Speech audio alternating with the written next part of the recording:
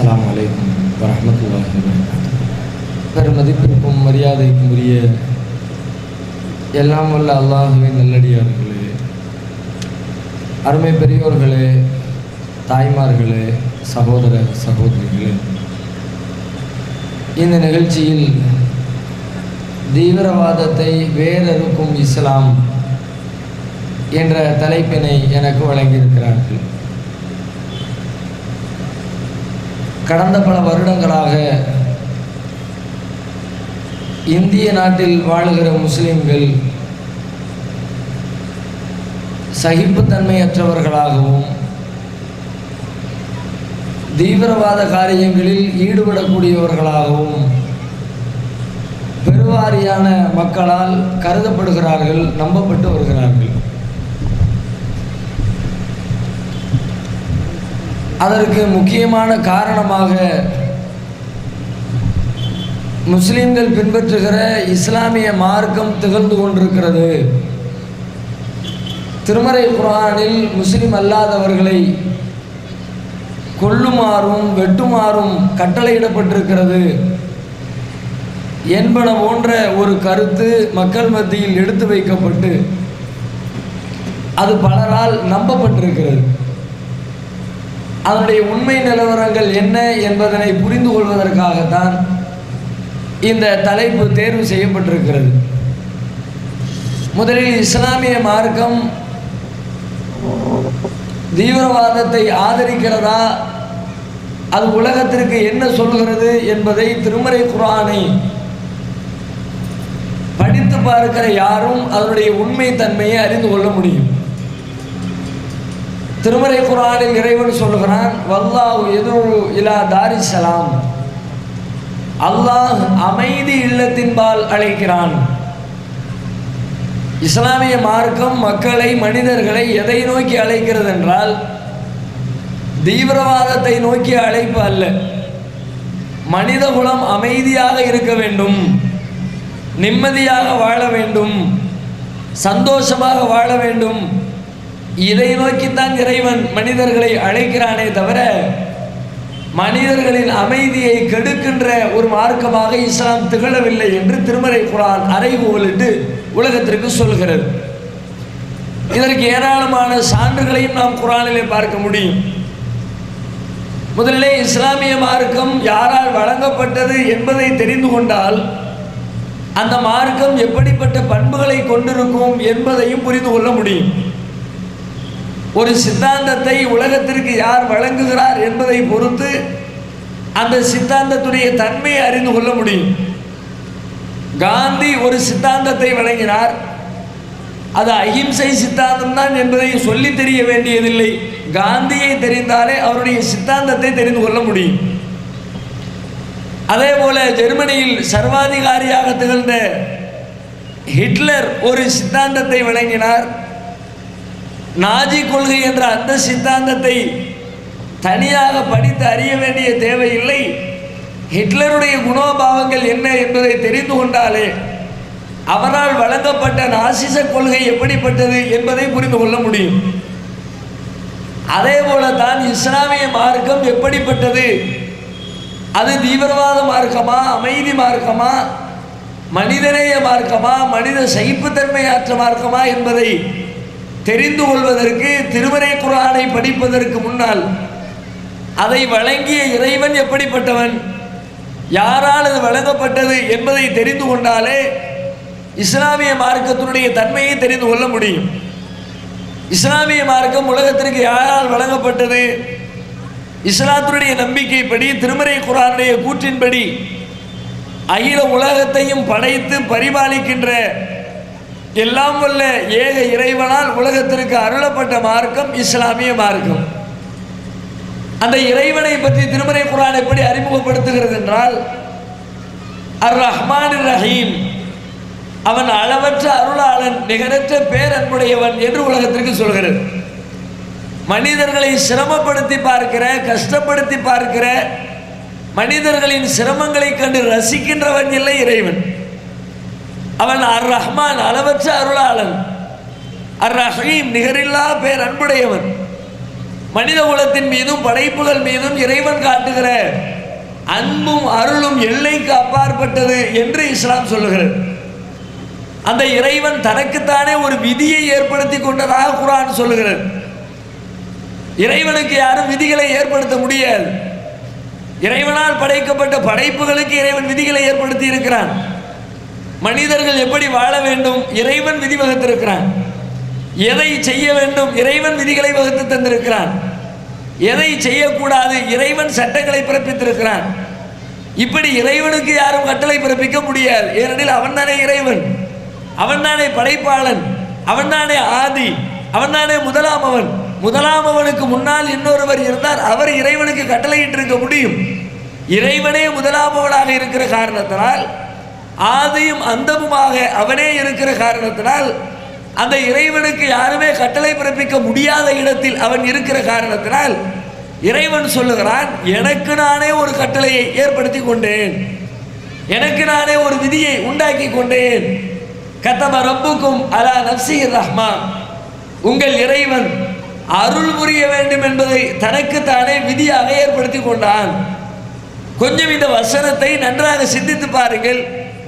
அகில உலகங்களையும் படைத்தாளுகிற எல்லா விதமான ஆற்றல்களையும் அதிகாரங்களையும் கைவசத்திலே வைத்திருக்கிற இறைவன் எப்படி ஒரு விதியை தனக்கு போட்டுக்கொண்டால் அவனுடைய பெருமைக்கு உகந்ததாக இருக்கும் என்று சிந்தித்து பார்த்தால், மனிதர்கள் மீது அடக்குமுறை செய்வேன், அவர்களை துன்புறுத்துவேன், கடுமை காட்டுவேன், என்னுடைய கட்டளைகளை மீறி நடக்கிற மனிதர்களுக்கு உடனுக்குடன் தண்டனை வழங்குவேன் என்று ஒரு விதியை ஏற்படுத்தி இருந்தால் உலகத்திலே யாரும் அதை மறுத்து கருத்து சொல்ல முடியாது.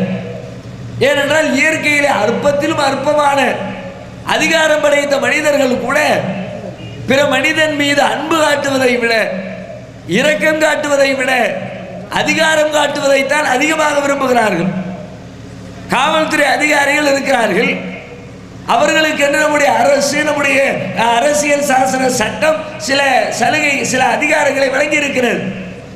அப்படிப்பட்டவர்கள் மக்களிடத்தில் எப்படி நடந்து கொள்கிறார்கள்? அன்போடும் கருணையோடும் நட்பு முறையோடு பழகி நெருக்கத்தை பாராட்டுகிறார்களா? அதிகார துணிகளை நடப்பதைத்தான் விரும்புகிறார்கள். சாதாரணமாக சொல்ல வேண்டிய செய்திகளை கூட கடுமையான வார்த்தைகளை பயன்படுத்தித்தான் சொல்ல விரும்புகிறார்கள். அப்படி செய்தால்தான் மனிதர்கள் நம்மை மதிப்பார்கள், நமக்கு கீழ் இருக்கிற குடிமக்கள் நம்மை மரியாதை செலுத்துவார்கள் என்ற எண்ணத்தின் விளைவாக அதிகாரத்தை தான் தேர்ந்தெடுக்கிறார்களே தவிர அன்பு வழியை, அறவழியை தேர்ந்தெடுப்பதில்லை. அதே போல ஒரு பெற்றோரை எடுத்துக்கொள்ளுங்கள்.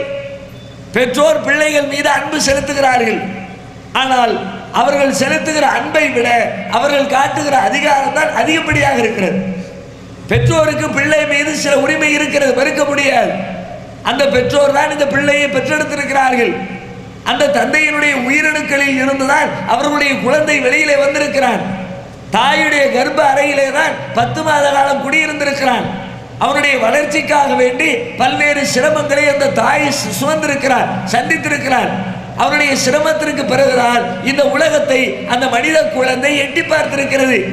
எனவே அந்த பிள்ளை மீது பெற்றோருக்கு உரிமை இருக்கிறது என்று சொன்னாலும் அந்த உரிமை ஒரு எல்லைக்கு உட்பட்ட உரிமை தானே, எல்லையற்ற உரிமையா? இந்த தாயின் வழியாக மகன் வந்திருக்கிறான் என்பதை தவிர அந்த மகனுடைய பிறப்பில் ஒரு தாய்க்கு என்ன சம்பந்தம் இருந்தது? என்றைக்கு தன்னுடைய மகன் கருவிலே உருவாக வேண்டும் என்பதை இந்த தாயால் தீர்மானிக்க முடிந்ததா? தீர்மானிக்க முடியவில்லை. என்றைக்கு இந்த குழந்தை உலகத்திலே பிறக்க வேண்டும் என்பதை ஒரு பெற்றோரால் தீர்மானிக்க முடிகிறதா? அதையும் தீர்மானிக்க முடியவில்லை.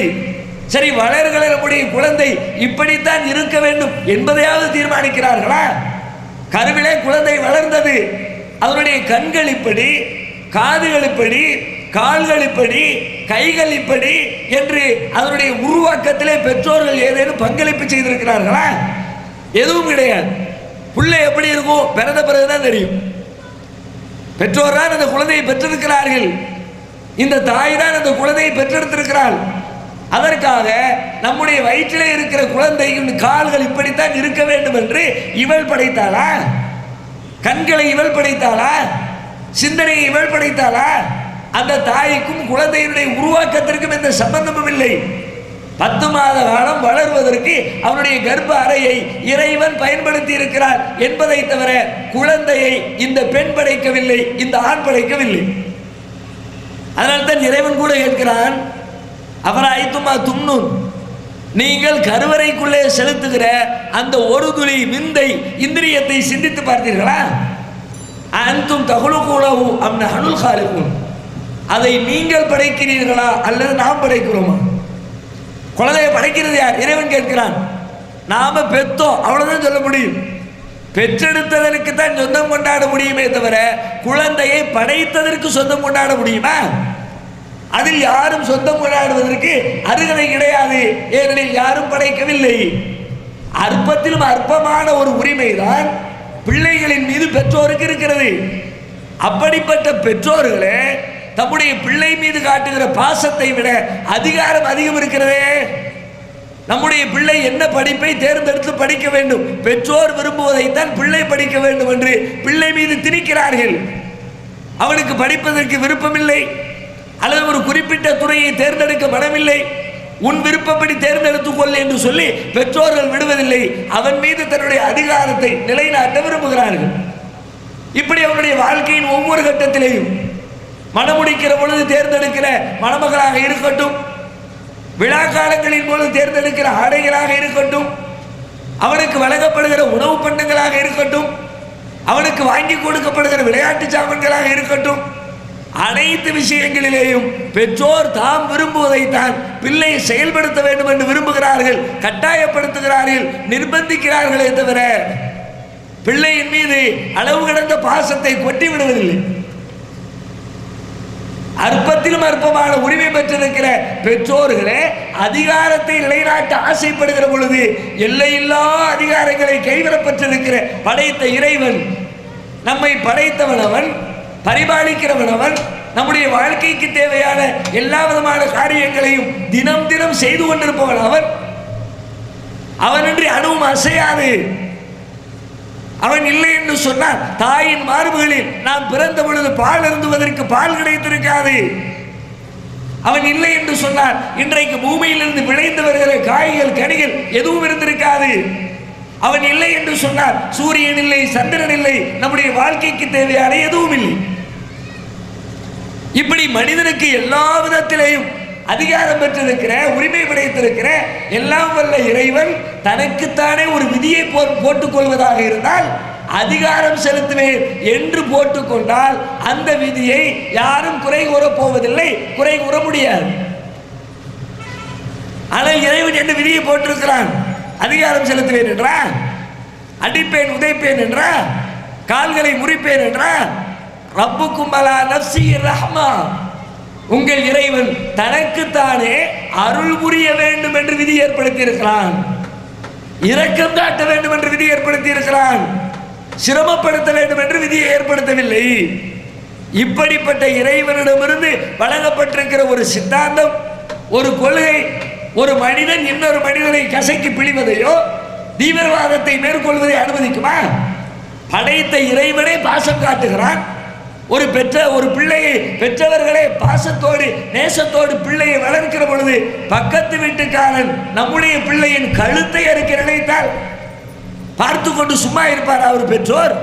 அப்படித்தானே இஸ்லாமிய மார்க்கம் நம்மை படைத்த இறைவனே நம்மீது இரக்கம் காட்டுகிற பொழுது படைக்கப்பட்ட மனிதர்களில் சக மனிதன் ஒருவன் இன்னொருவனை வெட்டுவதையோ குத்துவதையோ கொலை செய்வதையோ குண்டு வைத்து அப்பாவி மக்களை கொத்து கொத்தாக கொன்று குவிப்பதையோ இஸ்லாமிய மார்க்கம் விரும்புமா? விரும்பவே இல்லை தோழர்களே. ஆனால் அப்படி விரும்புவதை போல ஒரு எண்ணத்தை, ஒரு பொய்யான கருத்தை மக்கள் மத்தியிலே திரும்ப திரும்ப சொல்லி அதை நியாயமாக மக்கள் மன்றத்திலே மனதிலே பதிய வைத்திருக்கிறார்கள். நபிகள் நாயகம் ஸல்லல்லாஹு அலைஹி வஸல்லம் அவர்கள் தம்முடைய வாழ்க்கையின் இறுதி கட்டத்தில் ஒரு பேருரை நிகழ்த்தினார்கள். நபிகளாரின் இறுதி பேருரை என்று வரலாற்றிலே அது வழங்கப்படுகிறது. அந்த உரையில் நபிகள் நாயகம் குறிப்பிடுகிறார்கள், அல் முஃமினு மன் அமினஹுன் நாசு அலா திமாயிஹிம் வ அம்வாலிஹிம். இறை நம்பிக்கையாளனுக்கு இலக்கணம் சொல்லுகிறார்கள். இறை நம்பிக்கையாளன் என்றால் யார்? பொதுவாக உலகத்திலே நம்பப்படும் எந்த ஒரு மதத்தை சார்ந்தவராக இருந்தாலும் அந்த மதத்திலே சொல்லப்பட்ட அடிப்படையில் இறைவனை நம்புகிறவர் இறை நம்பிக்கையாளர். இஸ்லாமும் அதை ஒத்துக்கொள்ளும். ஆனால் இறுதி பேருரையில் நபிகள் நாயகம் இறை நம்பிக்கையாளருக்கு இலக்கணம் சொல்லுகிறார்கள். அல் மூமினு மன் அமினஹுன் நாஸு அலா திமாஇஹிம் வ அம்வாலிஹிம். யார் பிறருடைய பொருளுக்கும் பிறருடைய உயிருக்கும் பாதுகாப்பை வழங்குகிறாரோ அவரே இறைவனை நம்பியவர் ஆவார். இறைவன் இருக்கிறான், அவன் ஒரே ஒருவன் தான், அவனுக்கு நிகராக யாரும் இல்லை, அவனுக்கு எந்த தேவையும் இல்லை, அவனுக்கு பெற்றோர் இல்லை, அவனுக்கு பிள்ளைகள் இல்லை, அவனுக்கு நிகராக யாரும் இல்லை, எதுவும் இல்லை என்று நம்புவது மாத்திரம் இறை நம்பிக்கை அல்ல. நிஜமாக அப்படி ஒரு இறைவனை நீங்கள் நம்புவது உண்மை என்று சொன்னால் உங்களுக்கு பக்கத்தில் இருக்கிற சக மனிதர்களின் உயிரை பொருளை பாதுகாக்கிறவர்களாக நீங்கள் இருக்க வேண்டும். பறிக்கிறவனாக சொல்லல, அதை பத்தி பேச்சே இல்லை. இந்த வசனம் என்ன, இந்த வார்த்தை என்ன சொல்கிறது? உன் உயிரை நீ பாதுகாப்பாய், உன்னுடைய பொருளை நீ பாதுகாப்பாய். உலகத்தில் எல்லா மனிதர்களும் தத்தமது பொருட்களை பாதுகாத்துக் கொள்வார்கள். அதற்காக தனியாக யாருக்கும் எந்த சட்டமும் சொல்ல தேவையில்லை. இஸ்லாம் சொல்லுகிறது, உன்னுயிரை பாதுகாப்பதோடு நிறுத்திக் கொள்ளாமல் பிறர் உயிருக்கு நீ பாதுகாப்பு தர வேண்டும். அப்பொழுதுதான் நீ இறைவனை நம்ப வேண்டிய விதத்தில் நம்பி இருப்பதாக அர்த்தம். எவ்வளவு ஆழமான செய்தி! உலகத்திற்கு இது அமைதியை தருமா? இந்த சித்தாந்தத்தை ஒருவர் கடைபிடித்தால், ஒரு சமுதாயம் கடைபிடித்தால் அது அமைதியை ஏற்படுத்துமா, அமைதியை குலைக்குமா? யோசித்து பாருங்கள். இப்படி எண்ணற்ற பல செய்தி மனித குலத்தின் மீது காட்டுகிற அக்கறையின் வெளிப்பாடு.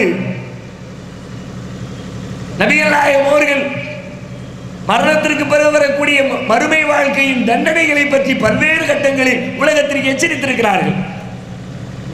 விபச்சாரம் செய்தால் அவன் நாளை மறுமையிலே இந்த மாதிரி தண்டனைகளை அனுபவிப்பான். வட்டி வாங்கி கொடுக்கல் வாங்கலில் ஈடுபட்டால் அவனுக்கு இன்னென்ன மாதிரியான தண்டனைகள் வழங்கப்படும். இப்படி பெரும் பெரும் பாவங்களை பற்றி விளக்கம் தந்த நபிகள் நாயகம் ஒரு முறை சொல்லுகிறார்கள், யார் புறம் பேசி திரிகிறாரோ அவருக்கு செம்பினாலான நகங்கள் வழங்கப்பட்டு அந்த நகங்களை வைத்து முகத்திலேயும் உடலிலேயும் கீறி கிழித்து தன்னைத்தானே அவன் நோவினைப்படுத்திக் கொள்கிற ஒரு தண்டனை வழங்கப்படும் என்று சொல்கிறார்கள். எதற்கு? வெறும் நகத்தை வச்சு கீறினாலே உடலெல்லாம் காந்துகிறது. செம்புல நகம் வச்சு அந்த நகத்தை வச்சு உடம்புல கீறி கிழிச்சா எதுக்கு இந்த தண்டனை? அடுத்தவனை பற்றி புறம் பேசினால். புறம் என்றால் என்ன? ஒரு பாரதூரமான குற்றமா? உலகத்தில் மனிதர்களுடைய பார்வையில் புறம் பேசுவது ஒரு பாவமாக கூட இல்லையே. எத்தனை மனிதர்கள் புறம் பேசாமல் இருக்கிறார்கள்? யாரை வேண்டுமானாலும் எடுத்துக் கொள்ளுங்கள். காவல்துறை அதிகாரியாக இருக்கட்டும், உளவுத்துறை அதிகாரியாக இருக்கட்டும், ஆட்சியாளராக இருக்கட்டும், ஒரு பேராசிரியராக இருக்கட்டும், ஒரு பொதுமக்களாக இருக்கட்டும், கடை முதலாளியாக இருக்கட்டும், அவரிடத்தில் வேலை செய்கிற தொழிலாளியாக இருக்கட்டும், புறம் பேசுவதிலிருந்து பாதுகாத்துக் கொண்ட மக்கள் எத்தனை பேர்? உலகத்திலே பெரும்பான்மையினர் இந்த புறத்திலே வீழ்ந்து கிடக்கிறார்கள்.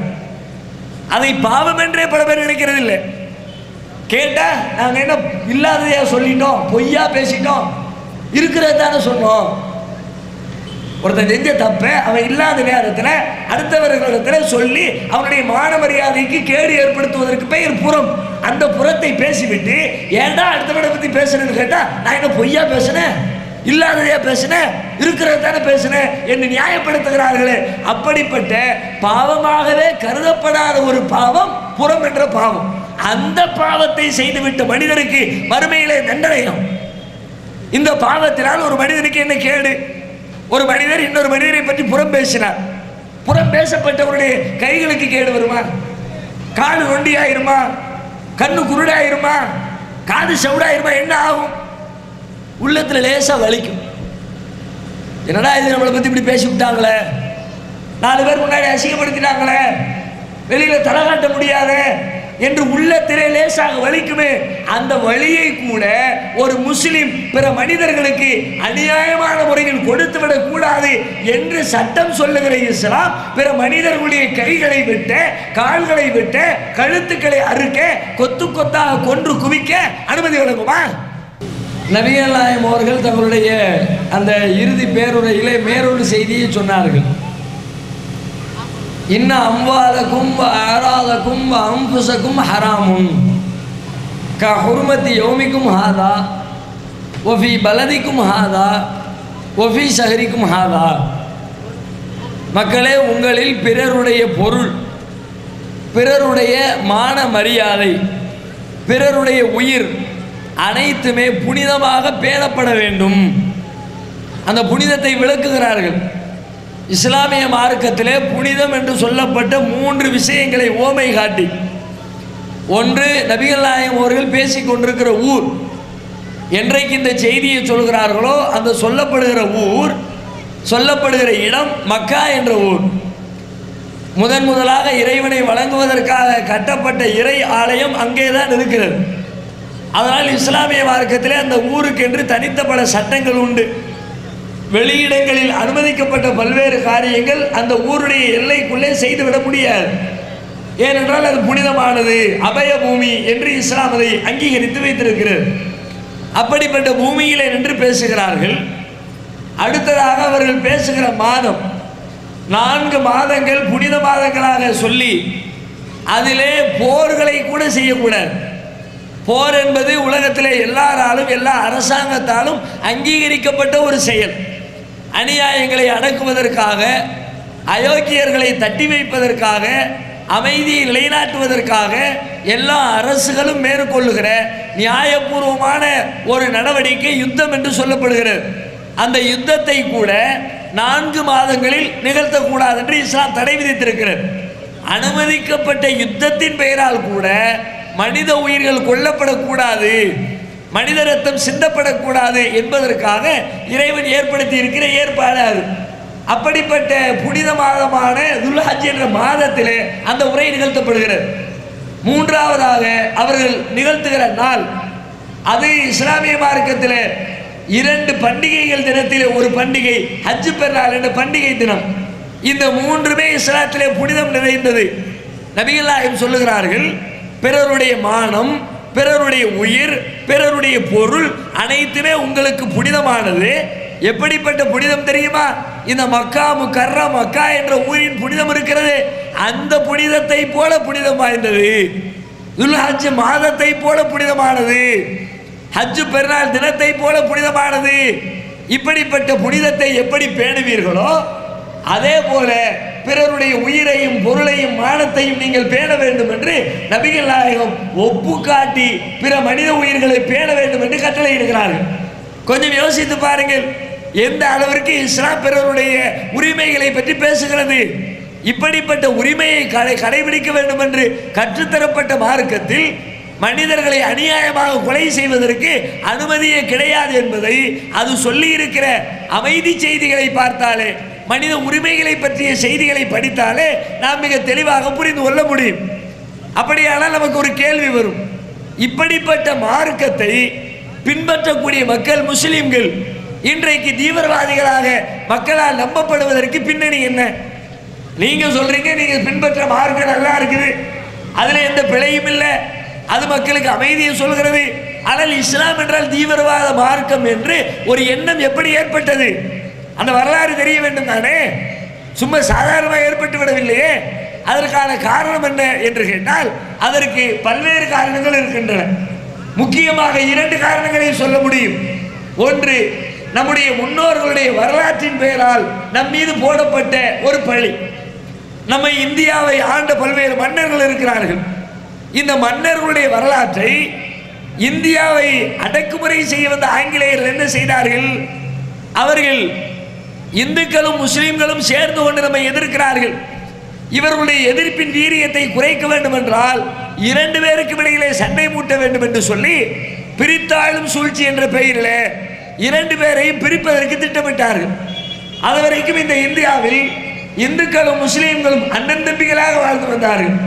மாமன் மச்சான்காக உறவு பாராட்டி நிஜமான இரத்த பந்தத்தை சேர்ந்தவர்கள் எப்படி வாழ்வார்களோ அதற்கு கொஞ்சமும் குறைவில்லாத வகையிலே முஸ்லிம்களும் முஸ்லிம் அல்லாத மக்களும் இந்த தேசத்திலே வாழ்ந்து கொண்டிருந்தார்கள். அப்படிப்பட்டவர்களுக்கு இடையிலே ஆங்கிலேயன் பிரிவை ஏற்படுத்தினான். ஏற்படுத்துவதற்கு அவன் கையாண்ட வழிமுறை வரலாறு, முஸ்லிம் மன்னர்களை பற்றிய வரலாறு பொய்யாக புரட்டாக இந்துக்கள் மீது தாக்குதல் நடத்தியதை போல பல்வேறு வரலாறுகளை அவர்கள் எழுதி பள்ளிக்கூடத்திலே கற்றுக் கொடுக்க ஆரம்பித்தார்கள். கல்லூரிகளில் பல்கலைக்கழகங்களில் பாட புத்தகங்களில் மாணவர்களுக்கு படித்துக் கொடுத்தார்கள். அதன் வழியாக பார்த்தீர்களா முஸ்லிம் மன்னர் எவ்வளவு கொடுமை செஞ்சிருக்கிறாங்க பார்த்தீங்களா? அப்போ முஸ்லிமுக்கு இந்து என்றால் ஆகாது, இந்து கோவிலை இடிப்பார்கள், இந்து பெண்களை மானபங்கப்படுத்துவார்கள், இந்துக்களை சகித்துக் கொள்ள மாட்டார்கள் என்ற ஒரு எண்ணத்தை வரலாற்றை திரித்து அந்த பழியை முஸ்லிம்கள் மீது போட்டார்கள். இந்த செய்தியை கொஞ்சம் நிதானமாக நாம் ஆய்வு செய்து பார்க்க வேண்டும். முதலிலே உண்மையிலே கடந்த காலத்தில் இந்தியாவை ஆண்ட முஸ்லிம் மன்னர்கள் அவர்கள் நிஜமாகவே இந்து கோவில்களை இடித்து இந்து மக்கள் மீது அத்துமீறி தாக்குதல் நடத்தி இருந்தார்கள் என்று சொன்னால் அவர்கள் செய்த குற்றத்திற்காக நாங்கள் எப்படி தண்டிக்கப்பட முடியும்? அது நியாயமா? முகலாய மன்னர்கள் தவறு செய்தார்கள் என்று வைத்துக் கொள்வோம். செய்தார்களா செய்யவில்லையா இரண்டாவது, செய்தார்கள் என்று வைத்துக் கொண்டால் கூட அவர்கள் செய்ததற்கு நாங்கள் குற்றவாளிகளா? நாங்கள் கோவிலை இடித்தோமா? நாங்கள் கைகளிலே ஆயுதம் தாங்கி இந்துக்களை கொலைவெறியோடு தாக்கினோமா? பெற்றோர் செய்த குற்றத்திற்காக பிள்ளைகளை தண்டிப்பது எந்த ஊரிலே வழமை? கணவன் செய்த குற்றத்திற்காக மனைவியை கைது செய்கிற பழக்கம் உலகத்திலே எங்காவது உண்டா? அவரவர் செய்த குற்றத்திற்கு அவரவர் தண்டிக்கப்பட வேண்டும். முகலாய மன்னர்கள் தப்பு செஞ்சிருந்தாங்கன்னா தப்பு செஞ்சாங்கன்னு சொல்லுங்க, நாங்களும் சேர்ந்து சொல்றோம், நீங்களும் திட்டுங்க, நாங்களும் திட்டுறோம், அயோக்கியர்கள் இப்படி செஞ்சுட்டு போயிட்டாங்களே என்று சொல்லி விமர்சனத்தை முன்வைப்போம். எதிர்காலத்தில் அப்படிப்பட்ட காரியங்கள் நடக்காமல் இருப்பதற்கு முன்னேற்பாடுகளை மேற்கொள்வோம். அதை விட்டுவிட்டு அவர்கள் செய்த குற்றத்திற்காக நீங்களும் அப்படித்தான் என்று முடிவெடுப்பது எப்படி? தந்தை குடிகாரனாக இருந்தால் பிள்ளையும் குடிகாரனாகத்தான் இருக்க வேண்டுமா? அப்படித்தான் இருக்கிறார்களா? உலகத்திலே கண்ணுக்கு எதிரிலே பார்க்கிறோமே, நேர் உள்டாவ பல பேர் இருக்கிறாங்களே. போலீஸ்கார புள்ள திருடனா இருக்கிறான்னு பேசிக்கிறாங்களே, வாத்தியார் புள்ள மக்கா இருக்கிறான்னு பேசிக்கிறாங்களே, அதுவெல்லாம் நடைமுறையில் பார்க்கிறோமே. அப்படி இருக்க அவர்கள் தப்பு செய்தார்கள், முகலாய மன்னர்கள் தவறு செய்தார்கள், முஸ்லிம் மன்னர்கள் கோயிலை இடித்தார்கள், அப்படித்தான் முஸ்லிம்களே இருப்பார்கள் என்று முடிவுக்கு வருவதா? அது எந்த விதத்தில் நியாயம்? சரி, அவர்கள் செய்ததாவது உண்மையா? அப்படி செய்தார்கள் வாழ்ந்தார்கள் என்று பேசப்படுகிறது, அதுவாவது உண்மையா? அதுவும் இல்லை. எப்படி? முஸ்லிம் மன்னர்களை பற்றி உங்களுக்கு பள்ளிக்கூடத்தில் கற்றுத்தரப்படுகிற வரலாறு என்ன? எத்தனையோ மன்னர்கள் இருந்திருக்கிறார்கள், எத்தனையோ ஆட்சியாளர்கள். ஏறத்தாழ இந்தியாவில் முஸ்லிம்கள் ஆண்ட ஆட்சி காலம் எவ்வளவு தெரியுமா? பரவலாக 600 ஆண்டு காலம் என்பார்கள், சில பேர் 800 ஆண்டு காலம் என்பார்கள். ஒட்டுமொத்த இந்தியாவில் ஆட்சி செய்த எல்லா மன்னர்களையும் கணக்கெடுத்தால் முகலாயர்கள், செய்யதுகள், ஷெர்ஷாக்கள், லோடிகள், கோரிகள், கில்ஜிகள், நவாபுகள், நிஜாம்கள், இப்படி பல்வேறு பெயர்களில் இந்தியாவில் பலதரப்பட்ட முஸ்லிம் மன்னர்கள் ஆண்டிருக்கிறார்கள். அத்தனை பேருடைய ஆட்சி காலத்தையும் தொகுத்து பார்த்தால் ஏறத்தாழ 1172 ஆண்டுகள் இந்த தேசத்தை முஸ்லிம் மன்னர்கள் ஆண்டிருக்கிறார்கள். அப்படிப்பட்ட மன்னர்களுக்கு இடையில் பள்ளிக்கூடத்திலே கற்றுத்தரப்படுகிற முஸ்லிம் மன்னர்களுடைய வரலாறு எத்தனை? சொல்றதுக்கு எத்தனை வரலாறு இருக்கிறது. தேடி பிடித்து வரலாறு சொல்வார்கள். அவுரங்கஜேபுடைய வரலாறை சொல்வார்கள், கஜினி முகமதுடைய வரலாறை சொல்வார்கள், மாலிக் காபூருடைய வரலாறை சொல்வார்கள். பள்ளிக்கூடத்தில் பாடத்தில் இருக்கிறது. சரி, அதை எதற்கு சொல்லுகிறார்கள்? அதன் வழியாக முஸ்லிம்கள் மீது வெறுப்பை ஏற்படுத்தத்தான். அவுரங்கஜேப் என்ன செய்தார்? கோவிலை இடித்தார். இதுக்கு தானே அவுரங்கஜேப்பு கோவிலை இடிச்சாரா? இடிக்கல, இடிச்சார், நான் மறுக்கல. அவுரங்கஜேப் கோவிலை இடித்திருக்கிறார், வரலாற்றிலே சான்று இருக்கிறது. ஆனால் அந்த கோவிலை ஏன் இடித்தார்? காவல்துறை அதிகாரிகள் கைது செய்தார்கள். ஏன்பா கைது செஞ்சார் கேள்வி கேட்க மாட்டீங்களா? எந்த ஒரு காரியத்தை செய்தாலும் ஏன் என்று கேள்வி, அதை வைத்து தானே செய்யப்பட்ட காரியம் நியாயமா அநியாயமா என்று தீர்மானிக்க முடியும். அவுரங்கசீப் கோவிலை இடித்தார் என்று பேசுகிறார்களே, ஏன் இடித்தார்? அதை சேர்த்து பேசினார்களா? கம்யூனிஸ்ட் கட்சியினுடைய பழம்பெரும் அறிஞர் பெரிய வரலாற்றாசிரியர் பட்டாபி சீதாராமையா ஆதாரபூர்வமான பல்வேறு ஏடுகளை தொகுத்து ஒரு பெரிய வரலாற்று நூலை படைத்திருக்கிறார். அந்த நூலில் சீதாராமையா குறிப்பிடுகிறார், அவுரங்கசீப்புடைய வரலாற்றை பற்றி சொல்லிக் கொண்டு வருகிற பொழுது ஒரு முறை அவுரங்கசீப் டெல்லியில் இருந்து தன்னுடைய சமஸ்தான மன்னர்களோடு வங்காளத்தை நோக்கி ஒரு பயணத்தை மேற்கொள்கிறார். பயணம் போய்கிட்டே இருக்கு. வழியில காசி, இந்துக்களுடைய புனித நகரம். சமஸ்தான மன்னர்கள் சொல்லுகிறார்கள், கொஞ்சம் பயணத்தை நிப்பாட்டினீங்கன்னா கங்கை நதியில குளிச்சுட்டு காசி கோவிலை தரிசிச்சுட்டு நாங்கள் வழிபாடு செய்துவிட்டு வருவதற்கு வசதியாக இருக்கும், கொஞ்சம் வாய்ப்பு கொடுங்க. பயணம் நிறுத்தப்படுகிறது. மன்னர்களுடைய ராணிகள் எல்லாம் பல்லக்கிலே வைத்து அழைத்து செல்லப்படுகிறார்கள். கங்கை நதியிலே நீராடுகிறார்கள். காசி விஸ்வநாதரை தரிசிக்கிறார்கள். வழிபாட்டை முடித்துவிட்டு மீண்டும் பயணத்திற்கு புறப்பட தயாராகி வருகிறார்கள். வந்தா போனதுல கட்சி சமஸ்தான ராணி ஒரு ஆளை காணும். எல்லாரும் வந்துட்டாங்க, ஒருத்தரை காணும். அவுரங்கசீப் கேட்கிறார், என்னப்பா இன்னும் வண்டி புறப்படல, கிளம்புவோமே? இல்லைங்க, ராணியை காணும். உடனே போய் தேடுங்க. ஆட்களை அனுப்பி விடுகிறார். தன்னுடைய முக்கிய மூத்த அதிகாரியை அனுப்பி வைத்து உடனே போய் புலனாய்வு செய்யுங்கள். பல இடங்களில் தேடுகிறார்கள். கடைசியாக விஸ்வநாதர் கோவில் ஆலயத்தினுடைய கர்ப்ப கிரகத்திற்குள்ளே செல்லுகிறார்கள். உள்ளே நுழைந்தால் கணபதி சிலை ஆடிக்கொண்டிருக்கிறது. அதிகாரிகளுக்கு ஆச்சரியம், என்னடா இது, கோவிலுக்குள்ள உள்பகுதியில் மூலவர் சிலை ஆடிக்கொண்டிருக்கிற, என்ன இவங்களே அசைக்கிறாங்க, கீழே பெரிய ஓட்டை தெரியுது. உள்ள எட்டி பார்க்கிறாங்க, படிகள் தெரிகிறது. கீழே இறங்கி பார்க்கிறார்கள், ஒரு மூலையிலே கட்சி சமஸ்தானத்தினுடைய ராணி மானபங்கப்படுத்தப்பட்டு அழுது கொண்டிருக்கிறார். மன்னர்கள் எல்லாம் கொதிச்சு போயிட்டாங்க. இவ்வளவு பெரிய அயோக்கியத்தனம் நடந்திருக்கிறது, இதை விடக்கூடாது, கடுமையாக நடவடிக்கை எடுக்க வேண்டும் என்று அவுரங்கசீப்பிடத்திலே கோரிக்கை வைக்கிறார்கள். அவர் குற்றவாளிகளை கைது செய்யுமாறு கட்டளையிடுகிறார். குற்றவாளிகள் பிடிக்கப்படுகிறார்கள். மன்னர்கள் மேலும் கோபத்தோடு சொல்கிறார்கள், எங்களுடைய கோவிலின் புனிதம் கெட்டுவிட்டது. மூலவருடைய விக்கிரகத்திற்கு நேர் கீழாக இந்த சம்பவம் நடந்திருக்கிறது.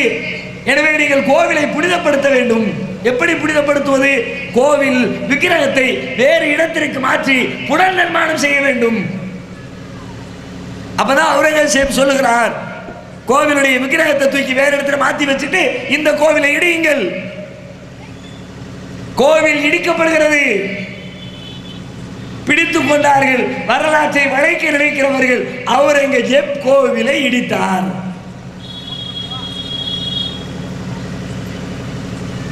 ஏன் இடிச்சாரு? காரணத்தோடு சேர்த்து சொல்லணுமா இல்லையா? கோவில் மீது ஒன்று வெறியா, கோபமா, இஸ்லாமிய மதவெறியா, கோவில் இருக்கக்கூடாது என்ற எண்ணமா? அப்படிப்பட்ட எண்ணத்தில் அவர் கோவிலை இடித்திருந்தார். முதலில் கோவிலில் இருக்கிற விக்கிரகத்தை எடுத்து வெளியில வச்சு கொடுத்தா கோவில் இடிப்பாரா? முதல்ல அதுல தானே கடப்பாறையை போடுவான். அதற்காகத்தானே கோவிலில் இருக்கிற விக்கிரகத்தை வெளியில் வைத்துவிட்டு கோவிலை இடிக்க சொன்னார் என்றால் கோவிலின் புனிதத்தை பாதுகாப்பதற்காக அவுரங்கசீப் செய்த ஒரு வேலை கோவிலின் புனிதத்தை கெடுப்பதற்காக செய்யப்பட்ட வேலையை போல சித்தரித்து விட்டார்களே பாவிகள். கதையல்ல, பல்வேறு வரலாற்று ஏடுகளில் சொல்லுகிற தகவல்களை தொகுத்து சீதாராமையா எழுதி வைத்திருக்கிற நூல் இந்த செய்தியை நமக்கு விளக்கி தருகிறது. இது தவறா? இது குற்றமா? ஒரு நல்ல மனிதனை, ஒரு நல்ல மன்னனை கெட்டவனாக சித்தரிப்பதற்காக எப்படி ஒரு தந்திரத்தை கையாண்டிருக்கிறார்கள். இதை படிக்கிற மாணவருடைய உள்ளத்தில் என்ன ஏற்படும்? முஸ்லிம்கள் எல்லாம் கெட்டவர்கள் என்ன ஏற்படாது? அதுதான் ஏற்பட்டிருக்கிறது. இதை படித்து கொடுத்து முஸ்லிம் என்றாலே கேட்டவன், சகிப்புத்தன்மையற்றவன், கோவிலை இடித்தவன் என்ற எண்ணத்தை முஸ்லிம் அல்லாத மக்களுடைய உள்ளத்தை விதைத்ததன் விளைவுதான் முஸ்லிம்களுக்கும் முஸ்லிம் அல்லாத மக்களுக்கும் இடையிலே ஏற்பட்டிருக்கிற பிளவு, பிரிவினை, இடைவெளி.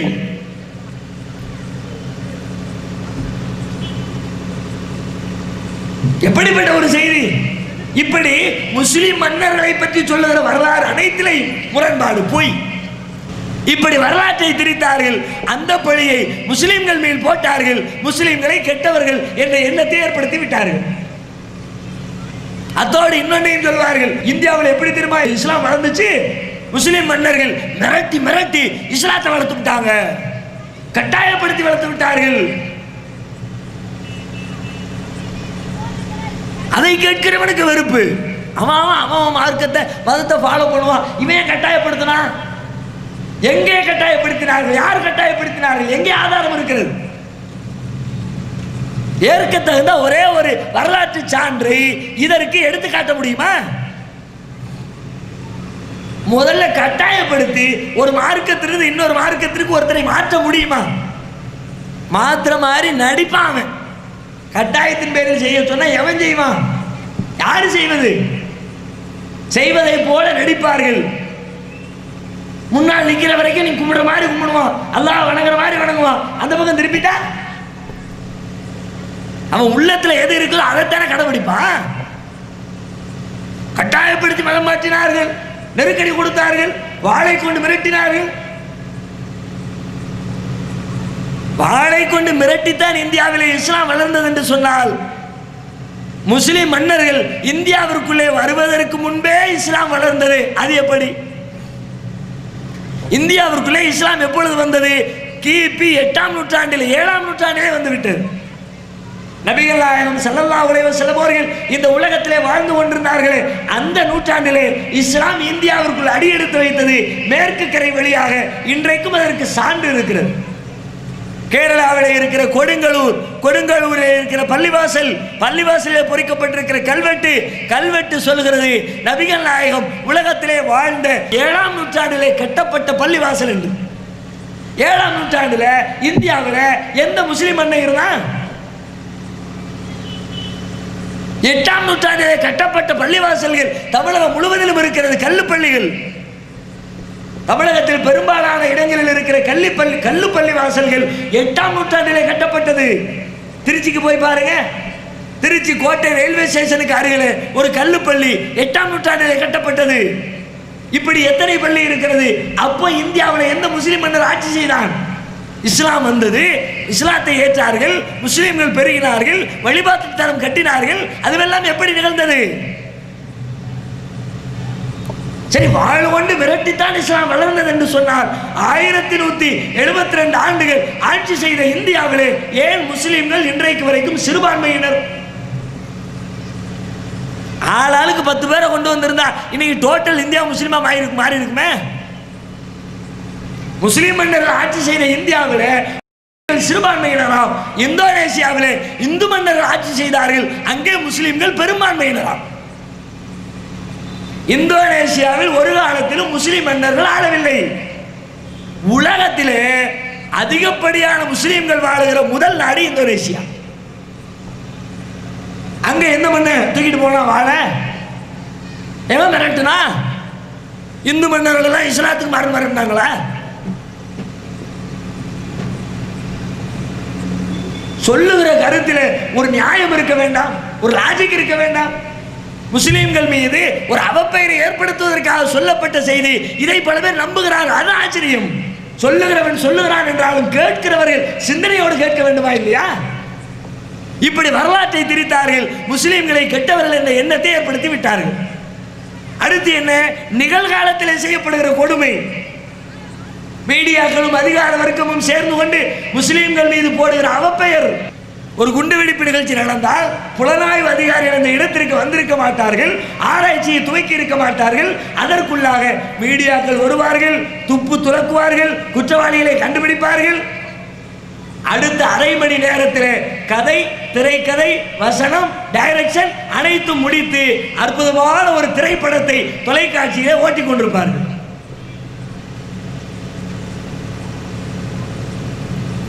அப்பதான் புலனாய்வு அதிகாரிகளே ஸ்பாட்டுக்கு வந்திருப்பான். இவன் பணம் போட்டு முடிச்சிருப்பான்.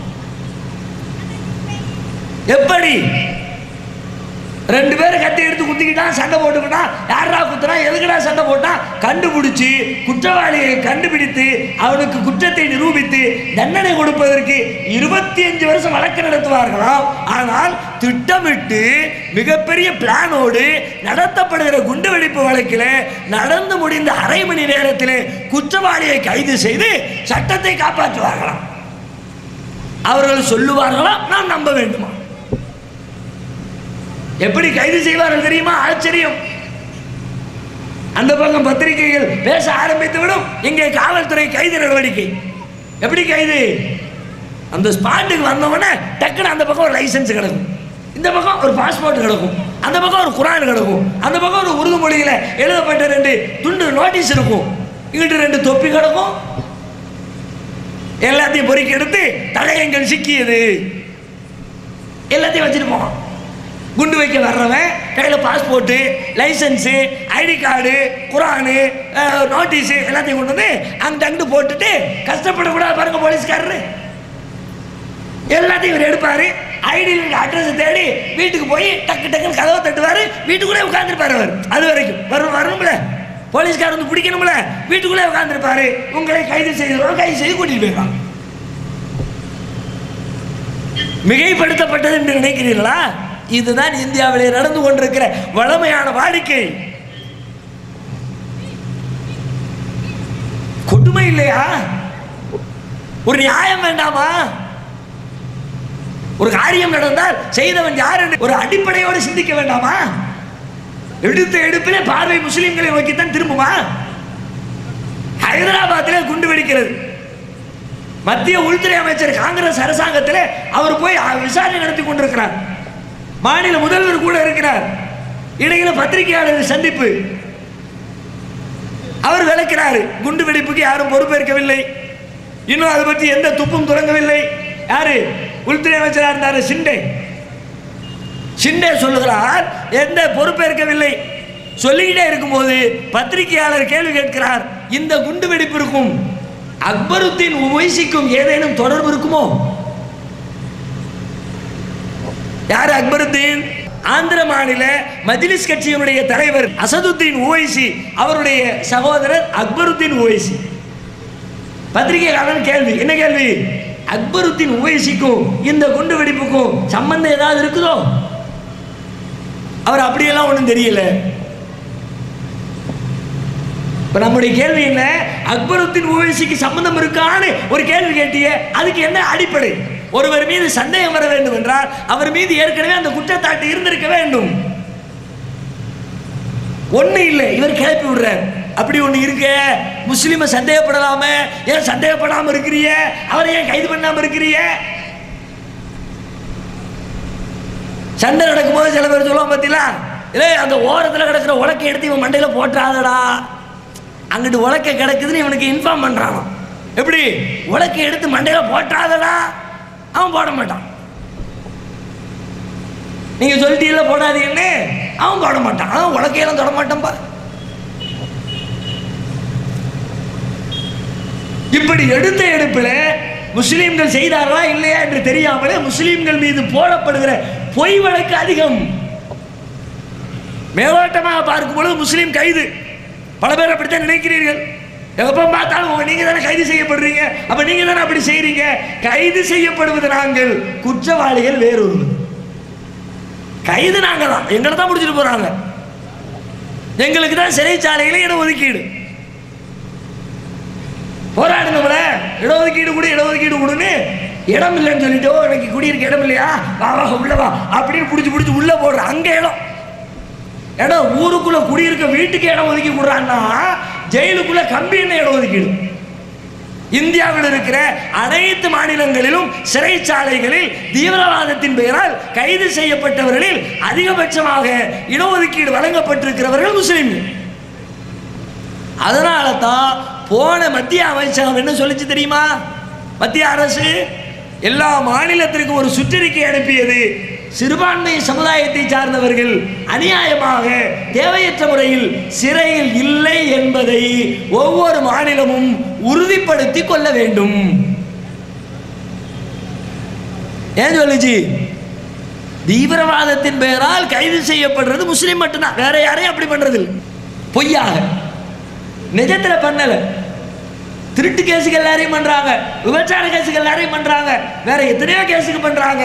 தீவிரவாத வழக்கில் கைது செய்யப்படுகிறவர்கள் முஸ்லீம்களாக இருக்கிற காரணத்தினால் மத்திய அரசு இப்படி ஒரு அறிக்கையை எல்லா மாநிலத்திற்கும் அனுப்பி வைக்க வேண்டிய தேவை ஏற்பட்டது. அப்போ கூட்டிட்டு போனதெல்லாம் பொய்யா என்று கேட்கிறீர்களே, கூட்டி சென்றதில் பெரும்பாலும் பொய். நான் எல்லாம் பொய்ன்னு சொல்லல, அதுக்காக முஸ்லீம் தீவிரவாதம் செய்யவே இல்லை. அவன் கத்தியை கூட பார்த்தது கிடையாது, கத்திரிக்காய் வெட்டும் போது கூட பிளேடை வச்சு தான் வெட்டுவான், அப்படியெல்லாம் நான் சொல்ல வரல. முஸ்லீம்களில் சில பேர் செய்திருக்கிறார்கள். ஆனால் ஒட்டுமொத்த முஸ்லீம்களையும் குற்றவாளியாக்கி ஒட்டுமொத்த தீவிரவாதத்தையும் முஸ்லீம்கள் தலையில் வைக்கிறார்கள். அதுதான் தவறு என்று சொல்லுவோம். அனைத்து சமுதாயத்திலும் தீவிரவாதிகள் இருக்கிறார்கள். எப்படி அனைத்து சமுதாயத்திலையும் 2 பேர் இருக்கிறார்களோ அதே போல முஸ்லீம்களிலும் 2 பேர் இருக்கிறார்கள். அதை நீங்கள் மொத்த சமூகத்தின் மீது வைக்காதீர்கள். நாங்கள் அப்படி செய்யல, நாங்கள் ஆதரிக்கல, எங்களுக்கு அதில் விருப்பம் இல்லை. அதனால் நாங்கள் பாதிக்கப்படுகிறோம். நீங்கள் பாதிப்பதை விட அதிகமாக நாங்கள் பாதிக்கப்படுகிறோம். முஸ்லீம் அல்லாத மக்களுக்கு ஏற்படுகிற பாதிப்பு என்ன? தீவிரவாதத்தால் அந்த நிகழ்வு நடைபெற்ற இடத்திலே ஏற்படுகிற பொருள் இழப்பு, உடல் இழப்பு, உயிரிழப்பு முடிந்தது. ஆனால் முஸ்லிம்களுக்கு அந்த இடத்திலே ஏற்பட்ட பொருள் இழப்பையும் அனுபவிக்க வேண்டும், உடல் இழப்பையும் அனுபவிக்க வேண்டும், உயிரிழப்பையும் அனுபவிக்க வேண்டும். அதற்கு பிறகு காலாகாலத்திற்கும் தீவிரவாதி என்று சொல்லப்படுகிற பட்டத்தை முதுகிலே தாங்கி குற்றப்பரம்பரையாக சாகர வரை இந்த நாட்டிலே சுற்றித் திரிய வேண்டும். இப்படிப்பட்ட கேடுகட்ட கொடுமைகளை அனுபவித்துக் கொண்டே அதை நாங்கள் ஆதரிப்போம் என்று நினைக்கிறீர்களா? யோசித்து பாருங்கள். 2 பேர் செஞ்சா கூட்டிட்டு போய் வழக்கு. எந்த அளவுக்கு முஸ்லீம்கள் மீது பொய் வழக்கு போடப்படுகிறது என்பதற்கு ஒரே ஒரு சான்று சொல்கிறேன். ரொம்பலாம் சொல்ல, ஒன்னே ஒன்று. பானை சோற்றுக்கு ஒரு சோறு பதமாக ஒன்னே ஒன்று. 2002 குஜராத்தில் அக்ஷர்தாம் கோவிலில் ஒரு 2 துப்பாக்கி ஏந்திய பயங்கரவாதிகள் நுழைகிறார்கள். உள்ளுக்குள்ள கண்மூடித்தனமாக சுடுகிறார்கள். கிட்டத்தட்ட 38 பக்தர்கள் பலி. பாதுகாப்பு வீரர்கள் வருகிறார்கள், சண்டையிடுகிறார்கள், 2 பேரையும் சம்பவ இடத்திலே சுட்டுக் கொள்ளுகிறார்கள். அந்த வழக்கு சம்பந்தமாக 6 முஸ்லிம்களை குஜராத் காவல்துறை பொடா வழக்கின் கீழ் கைது செய்கிறது. பொடா நீதிமன்றம் விசாரிக்கிறது. பொடா நீதிமன்றம் தீர்ப்பளிக்கிறது. 6 குற்றவாளிகள் மீதும் மரண தண்டனை அளித்து தீர்ப்பளிக்கிறது. 6 பேரும் மேல்முறையீடு பண்றாங்க ஹைகோர்ட்ல, உயர் நீதிமன்றத்தில். உயர் நீதிமன்றமும் அந்த தண்டனை உறுதிப்படுத்துகிறது. ஆமா, மரண தண்டனை கொடுக்க வேண்டிய குற்றவாளிகள் தான். அவர்கள் உச்ச நீதிமன்றத்தை நாடுகிறார்கள். வழக்கை விசாரித்த உச்ச நீதிமன்றம் தீர்ப்பளிக்கிறது. என்றைக்கு அந்த தீர்ப்பு வந்தது தெரியுமா? 16வது நாடாளுமன்ற தேர்தல் நடைபெற்று முடிந்து புதிய அரசு ஜெயித்திருக்கிறது, பாஜக வெற்றி பெற்றிருக்கிறது என்ற தேர்தல் கொண்டாட்டங்கள் நாடு முழுவதும் தொலைக்காட்சிகளை, ஊடகங்களை ஆக்கிரமித்திருந்த மே மாத தேதியில் உச்ச நீதிமன்றம் தீர்ப்பளிக்கிறது. என்ன தீர்ப்பு? கைது செய்யப்பட்ட 6 பேரும் அப்பாவிகள். அவர்கள் மீது போடப்பட்டிருக்கிற வழக்கு காவல்துறையால் ஜோடிக்கப்பட்ட பொய்யான கற்பனையான வழக்கு என்று சுப்ரீம் கோர்ட் தீர்ப்பளித்து அந்த 6 பேரையும் விடுதலை செய்தது. இப்போ ஒரு சந்தேகம் வரும் நமக்கு. நீங்க நல்ல கவனிக்கணும், தீர்ப்பு என்பது ஆதாரம் இல்லாததுனால, அவங்க மேல சுமத்தப்பட்ட வழக்குக்கு சரியான சான்றுகள் இல்லை, அதனால விடுதலை பண்றோன்னு பண்ணல. அப்படி பண்ணி இருந்தா இவன் தான் செஞ்சிருப்பான், தடயங்கள் ஒன்றும் கிடைக்காம போச்சு, அதனால தப்பிச்சிட்டான் என்று சொல்லலாம். நீதிமன்றம் என்ன சொல்கிறது? இவர்கள் செய்யவில்லை, இவர்கள் அப்பாவிகள், இவர்கள் நிரபராதிகள், இந்த வழக்கு இவர்கள் மீது காவல்துறையால் போடப்பட்ட ஜோடிக்கப்பட்ட பொய் வழக்கு என்று சுப்ரீம் கோர்ட் சொல்கிறது. இப்படி பொய் வழக்குக்கு தான் மரண தண்டனை என்று பொடா நீதிமன்றம் சொல்லிச்சா? பொய் வழக்குக்கு தான் மரண தண்டனை என்று ஹைகோர்ட் சொல்லிச்சா? சுப்ரீம் கோர்ட் அதை விளக்குகிறது. நீதிபதி தீர்ப்பிலை விளக்குகிறார். ஒரு ஆதாரம் இருந்துச்சு, அந்த ஆதாரத்தை வச்சு தான் மரண தண்டனை கொடுத்தாங்க. என்ன ஆதாரம்? சுட்டுக் கொல்லப்பட்ட 2 தீவிரவாதிகளுடைய சட்டை பையிலிருந்து எடுக்கப்பட்ட ஒரு கடிதம் ஆதாரம்.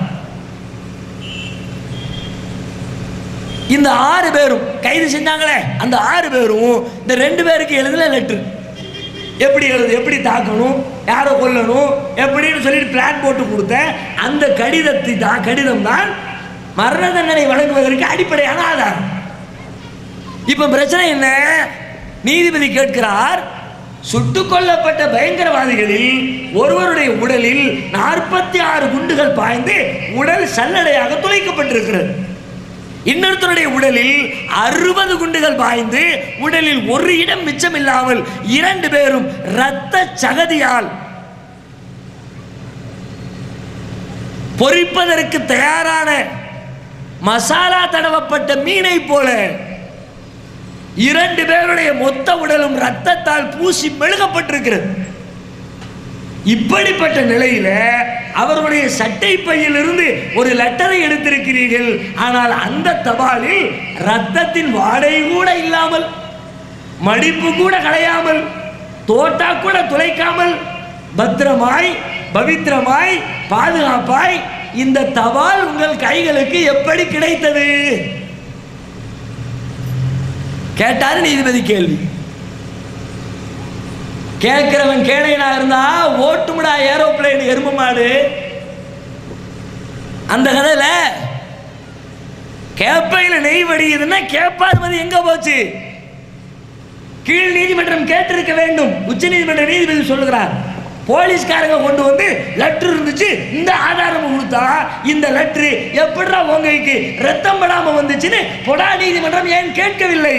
உயர் நீதிமன்றம் ஏன் கேட்கவில்லை? அதை கேட்டிருந்தால் இது பொய் வழக்கு என்று தெரிந்திருக்குமே என்று காரசாரமாக கழுவை காட்டியது உச்ச நீதிமன்றம். எத்தனை ஆண்டு சிறைவாசம்? 2002 கைது செய்யப்பட்டவர்கள் 2014 மே மாதத்தில் விடுவிக்கப்பட்டிருக்கிறார்கள். ஏறத்தாழ 12 ஆண்டு காலத்திற்கு மேலாக சிறைவாசம் அனுபவித்தார்கள் தீவிரவாதிகள் என்ற குற்றச்சாட்டின் பேரில். ஒருவேளை உச்ச நீதிமன்ற நீதிபதிக்கு இந்த கேள்வி மாத்திரம் எழாமல் இருந்திருந்தால் என்ன நடந்திருக்கும்? 6 பேரும் தூக்கிலே தொங்க விடப்பட்டிருப்பார்கள். இந்திய தேசத்தின் வரலாற்றிலே முஸ்லிம்கள் தீவிரவாதிகள் என்ற முத்திரை மேலும் அழுத்தமாக பதிய வைக்கப்பட்டிருக்கும். குற்ற பரம்பரையாக காலாகாலத்திற்கும் அந்த குற்றத்தின் தழும்புகளை முஸ்லிம்கள் தாங்கி சுமக்க வேண்டிய அவலம் ஏற்பட்டிருக்கும். இப்பொழுது சொல்லுங்கள், முஸ்லிம்கள் மீது போடப்படுவதெல்லாம் நிஜமான வழக்கா? பொய்யாக ஜோடிக்கிறார்கள். அது உங்களுடைய பார்வையிலே வருகிறது, நீங்க அதை உண்மை நம்பிட்டீங்க. வழக்குக்கு பின்னாடியே போய் பார்த்தாலும் தெரியும். கைது பண்ணிட்டு போனாங்களே, என்ன ஆச்சு, நீதிமன்றம் என்ன சொல்லுச்சு, விடுதலை ஆனாங்களா, தண்டனை கொடுத்தாங்களா? அவங்க விடுதலை பண்ணி ஊருக்கு போயிருப்பாங்க.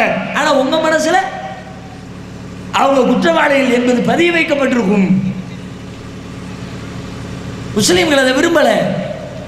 உடனே சொல்வார்கள், இல்ல 2 பேரும் செய்யறான், எல்லாரும் செய்யல, 2 பேரும் செய்யறதுக்கு மற்றவங்க எல்லாம் ஹெல்ப் பண்றாங்க, ஆதரவு கொடுக்குறாங்க.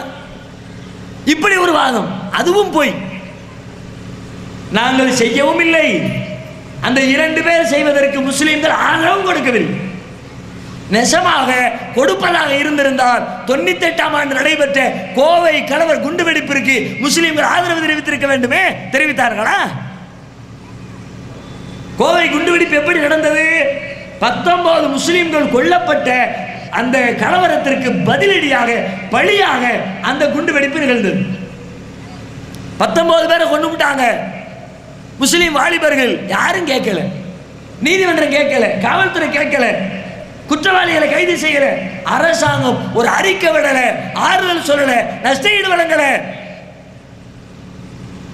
அதே நேரத்தில் தஞ்சை பெரிய கோவிலுக்கு அருகிலே 2 குடிசைகள் இருந்து சில பேர் சாகிறார்கள்.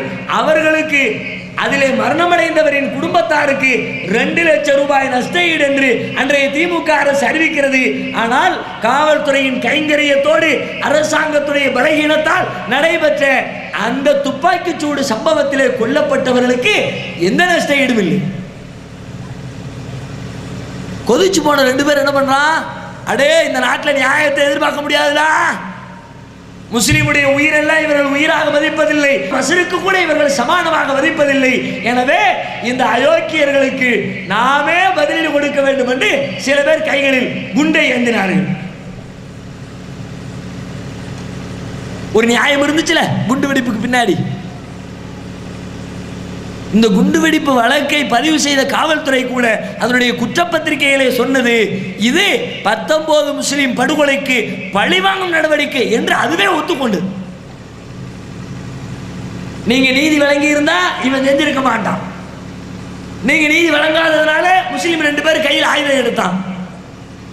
இவன் ஆயுதம் எடுக்கிறதுக்கு அரசு காரணம், இவர்கள் ஆயுதம் எடுப்பதற்கு காவல்துறை காரணம், இவர்கள் ஆயுதம் எடுப்பதற்கு சமூகம் காரணம். இப்படிப்பட்ட ஏற்க தகுந்த ஒரு காரணம் இருந்தது. இந்த வழக்கை கூட முஸ்லிம்கள் பெரும்பான்மையினர் ஆதரித்தார்களா?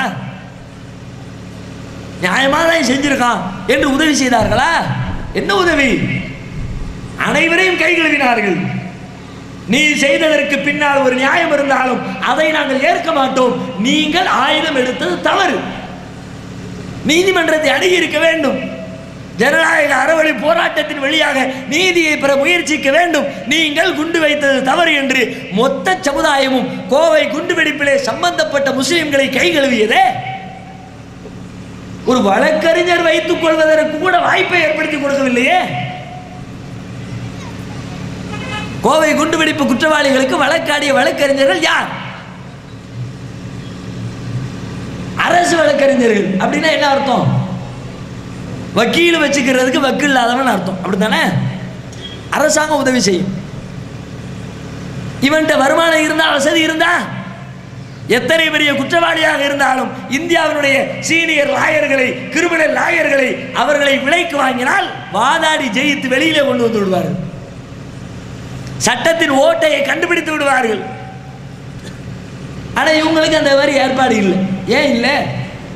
முஸ்லிம்களுடைய பின்னணி இருந்திருந்தால், ஒட்டுமொத்த முஸ்லிம் சமுதாயமும் அந்த தீவிரவாதிகளின் பின்னால் இருந்திருந்தால், தலைக்கு 10 ரூபாய் போட்டிருந்தால் எத்தனை கோடி, அத்தனை கோடிகளை கொண்டு ஒரு மிகச்சிறந்த ஒரு வழக்கறிஞரை விலை கொடுத்து வாங்கி இருக்க முடியாதா? நீதிமன்றத்தில் அவர்களை வைத்து வாதாடி இருக்க முடியாதா? ஏன் செய்யலை? நாங்கள் அதை விரும்பவில்லை, நாங்களே அதை எதிர்க்கிறோம். அரசாங்க வக்கீல் வாதாடினார்னா என்ன லட்சணத்தில்? அவருக்கு என்ன வந்துச்சு? வாதாடி ஜெயித்து கொடுத்தா வருமானம் கூட போதா? தோத்து போனா நஷ்டம் வர போதா? ஒன்றும் கிடையாது. நமக்கு என்ன, மாதம் மாதம் அரசாங்கம் அளக்கிற படி கரெக்டாக வரப்போகுது. இதுக்காக வேண்டி கஷ்டப்பட்டு பாயிண்ட்ஸ் எடுத்து நாம் சட்டத்தை பாயிண்ட் எல்லாம் நீதிபதிகிட்ட பேசி அவங்களுக்காண்டி வழக்காடணுமா? ஒன்றும் செய்ய மாட்டான். ஏதோ போகணுமே, கேஸ் கட்ட தூக்கிட்டு போக வேண்டியது. போய் நின்று நீதிபதியை பார்த்து, ஐயா உங்களுக்கு தெரியாத சட்டமாக பார்த்து ஏதாவது ஒரு நல்ல தீர்ப்பாக சொல்லுங்க. அதனால்தானோ என்னவோ தெரியவில்லை, கோவை குண்டுவெடிப்பில் கைது செய்யப்பட்டவர்கள் தண்டனை பெற்றதற்கு காரணம் பின்னணி அப்படி இருக்கலாம் தானே?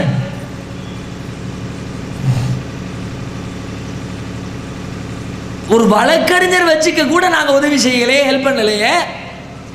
நாங்கள் தான் தீவிரவாதிகளுக்கு ஆதரவு கொடுக்கிறவர்களா? கொடுப்பதை போல ஒரு சித்திரத்தை உண்டாக்கி விட்டார்கள். மீடியாக்களும் அதிகார வர்க்கமும் காவல்துறையும் உளவுத்துறையும் சேர்ந்து கொண்டு முஸ்லிம்களுக்கு எதிராக தொடர்ச்சியாக செய்து வருகிற சதித்திட்டத்தின் விளைவு நாங்கள் கெட்டவர்களாக காட்டப்பட்டிருக்கிறோம். எங்களில் பெரும்பான்மையினர் நல்லவர்களாகவே இருக்கிறோம், நன்மையே விரும்புகிறோம், இணக்கத்தையே நாங்கள் விரும்புகிறோம், அண்ணன் தம்பிகளாக உறவு பாராட்டி வாழ்வதையே நாங்கள் ஆசைப்படுகிறோம். எங்கள் மீது அவச்சொல், பழிச்சொல், அவதூறு பரப்பப்பட்டிருக்கிறது. நிஜமாக நாங்கள் தீவிரவாதிகளாக இருந்தால் இந்த நாட்டில் எத்தனை கட்டங்களில் தீவிரவாதம் வெடித்திருக்க வேண்டும் யோசித்து பாருங்கள். பகிரங்கமாக அறிவிப்பு செய்துவிட்டு பாபர் மசூதி இடித்தார்களே, முஸ்லிம்களின் தரப்பில் எத்தனை கோவில்கள் இடிக்கப்பட்டது? அதற்கு பலியாக நடந்ததா? ஒரே ஒரு கோவிலுடைய சுற்றுச்சுவருக்கு ஒரு கீறல் விழுந்ததா? நடக்கலை. ஏன் நடக்கலை? எங்கள் மார்க்கம் எங்களை அதற்கு அனுமதிக்கவில்லை. மற்ற மதத்தவர்களுடைய வணங்கப்படுகிற தெய்வங்களை திட்டுவதற்கு கூட அனுமதி இல்லை எங்களுக்கு. குர்ஆன் அப்படி எங்களுக்கு பாடம் நடத்துகிறது. வலா தசுப்புல்லதீன யதுஊன மின் தூனில்லாஹ், அல்லாஹ்வை விட்டுவிட்டு அவர்கள் வணங்குகிற தெய்வங்களை நீங்கள் திட்டி விடாதீர்கள். ஃபயசுப்புல்லாஹ் அதுவும் பிகைர இல்ம், நீ திட்டுனா பதிலுக்கு அவன் திட்டுவான்டா, தேவையில்லாம ஏன் நீ திட்டு வாங்குற? இப்படி எங்களுக்கு இஸ்லாம் பாடம் நடத்துகிறது. வலவுலா தஃபுல்லாஹி الناس بعضهم ببعض لهدمت صوامع وبيع وصلوات ومساجد يذكر فيها اسم الله كثيرا. அல்லாஹ் இந்த பூமியிலே சிலரை கொண்டு சிலரை தடுத்திருக்கிறான். அந்த வேலையை செய்யாவிட்டால் கோவில்கள், சர்ச்சுகள், மடாலயங்கள், பள்ளிவாசல்கள் அனைத்தும் இடிக்கப்பட்டிருக்கும். இடிக்கப்படுறது இஸ்லாம் கிடையாது, இடிக்க கூடாது. இவன் ஆலயத்தை அவன் கை வைக்க கூடாது, அவன் ஆலயத்தை இவன் கை வைக்க கூடாது, பாதுகாக்க வேண்டும் என்ற ஏற்பாட்டை தான் செய்திருப்பதாக இஸ்லாம் சொல்லுகிறது. நாங்கள் செய்தோமா? இப்படி எத்தனை கட்டங்கள். அஃசல் குரு தூக்கிலிடப்பட்டாரே, உலகத்திலே எந்த நீதிமன்றத்திலும் நடக்காத ஒரு ஆச்சரியம். என்ன ஆச்சரியம்? ஒருத்தருக்கு மரண தண்டனை விதிக்கிறதா இருந்தா, இந்த குற்றம் செஞ்சிருக்கிறார், தவறு நிரூபிக்கப்பட்டிருக்கிறது, அதற்கு இந்த தண்டனை, இப்படித்தானே தீர்ப்பு சொல்லுவாங்க. அஃசல் குருவுக்கு சொன்ன தீர்ப்பு தெரியுமா? இவர் பாராளுமன்ற இடிப்பு வழக்கில் நேரடியாக சம்பந்தப்படவில்லை, தீவிரவாத அமைப்புகளோடு சம்பந்தப்பட்டிருந்தார் என்பதற்குரிய ஆதாரங்களும் இல்லை. ஆனாலும் மக்களுடைய கூட்டு மனசாட்சியை திருப்திப்படுத்துவதற்காக இவருக்கு மரண தண்டனை என்று தீர்ப்பளிக்கிறேன். என்னவா, இவர் தப்பு செய்யல, ஆனா யாரையாவது ஒருத்தரை தூக்குல போட்டா தான் பாராளுமன்ற கட்டிட இடிப்பு சம்பந்தமாக மக்களுடைய மனசு ஆறுபட இருக்குதுப்பா, அதனால இவனை தூக்குல போடுறேன். குற்றவாளி இல்லை, நிரபராதி என்று சொல்லிவிட்டு ஒரு மனிதரை தூக்கில் போட்டு அவலம் உலகத்தில் எங்காவது நடந்திருக்கிறதா? இங்கே நடந்தது. அந்த நேரத்தில் முஸ்லிம்கள் வெகுண்டார்களா? ஆயுதம் தாங்கினார்களா? இப்படி எத்தனை கட்டம். தீவிரவாதியாக இருந்தால் தீவிரவாத செயலை செய்வதற்கு ஆயிரம் சூழ்நிலைகள் இந்தியாவிலே முஸ்லிம்களை தள்ளியது. ஒரு கட்டத்திலாவது முஸ்லிம் செய்தார் என்று சொல்ல முடியுமா? ஆனா செய்யாத கட்டத்தில் எல்லாம் பிலிம் மட்டும் காட்டப்பட்டது. சுதந்திர தின விழாவா, குடியரசு தின விழாவா, கரெக்டா 2 நாளைக்கு முன்னாடி 4 தீவிரவாதியை கப்புன்னு கைது பண்ணும்ல நம்ம காவல்துறை, பிரமிச்சு போடுங்க. ஸ்காட்லாந்து யார்டெல்லாம் நம்ம ஊர் போலீஸ்காரனை பிச்சை எடுக்கணும். பெருசா பிளான் பண்ணி குண்டெல்லாம் வைப்பானா, வெடிப்பானா, கொலை பண்ணுவானா. அப்பமெல்லாம் எல்லாம் முடிஞ்சு கதை முடிஞ்சு கந்தலான போட பிறகு கடைசியில் போய் துப்புத்தலக்க தேடி போறவங்க சுதந்திர தினத்துக்கும் குடியரசு தினத்துக்கும் மட்டும் கரெக்டா 2 நாளைக்கு முன்னாடி போய் கைது பண்ணிடுவாங்க. 2 தீவிரவாதிகள் கைது, பாகிஸ்தான் உளவாளிகள் கைது. அது எப்படிங்க அன்னைக்கு மட்டும் பர்டிகுலரா? குற்றம் செய்யறதுக்கு முந்தைய, அதுவும் வருஷம் கரெக்டா இவன் தீவிரவாதத்துக்கு பிளான் பண்ணுவானா, கரெக்டா 2 நாளைக்கு முன்னாடி போய் அது வருஷம் மாட்டுவானா. இந்த வருஷம் மாட்டினா அடுத்த வருஷம் வேற பிளானை மாற்றுவாங்கள. போன வருஷம் தான் போட்ட பிளான் தப்பாயிடுச்சு, இந்த வருஷம் பிளானை மாற்றணும். ஆனால் ஒரு வருஷமும் மிஸ் ஆகாது. காவல்துறை மட்டும் டக்குன்னு பிடிக்குமா. பாபர் மசூதி இடிக்கப்பட்டனால கோவில்களுக்கு, சர்ச்சுகளுக்கு பாதுகாப்பு, பேருந்து நிலையங்களுக்கு பாதுகாப்பு, மெட்டல் டிடெக்டர் சோதனை. எதுக்கு? ஆக்சுவலி நீங்கள் பாதுகாப்பு எதுக்கு கொடுக்கணும்? பள்ளியாசலுக்கு பாதுகாப்பு கொடுக்கணும். ஏன்? பள்ளியாசல் ஏற்கனவே இடிச்சிருக்காங்க, வேறொரு பள்ளியாசல் இடிச்சிடக்கூடாது, பாதுகாப்பு கொடுப்போம்பா, நியாயம். கோவிலுக்கும் சர்ச்சுக்கும் பேருந்து நிலையத்துக்கும் ரயில் நிலையத்துக்கும்னா என்ன சொல்ல வர்றிய? பள்ளியாசல் இடிஞ்சிருக்கு, அன்னைக்கு இவன் ஏதாவது அட்டாக் பண்ணிடுவான். என்ன பண்ணுறான்? என்னைக்கு பண்ணுறான்? எங்கே நடந்தது? எப்பொழுது நடந்தது? ஒரு சம்பவம் நடந்ததா? மிகைப்படுத்தப்பட்டிருக்கிறது. நிஜம் அதுவல்ல. இஸ்லாமிய மார்க்கம் தீவிரவாதத்தை போதிக்கவில்லை. முஸ்லீம்களாகிய நாங்களும் தீவிரவாதத்தை விரும்பவில்லை. அனைத்து சமுதாய மக்களோடும் அந்நியோன்யமாக நெருக்கம் பாராட்டி அண்ணன் தம்பிகளாக வாழ்வதையே விரும்புகிறோம். இந்த உண்மையை உணர்ந்து வாழுகிற நல்லதொரு வாழ்க்கையை எல்லாம் வல்ல இறைவன் நம் அனைவருக்கும் தந்தருள் புரிவானாக. வாஹிர் தஅவானா அல்ஹம்துலில்லாஹி ரப்பில் ஆலமீன். அஸ்ஸலாமு அலைக்கும் வரஹ்மத்துல்லாஹி வபரகாத்துஹு.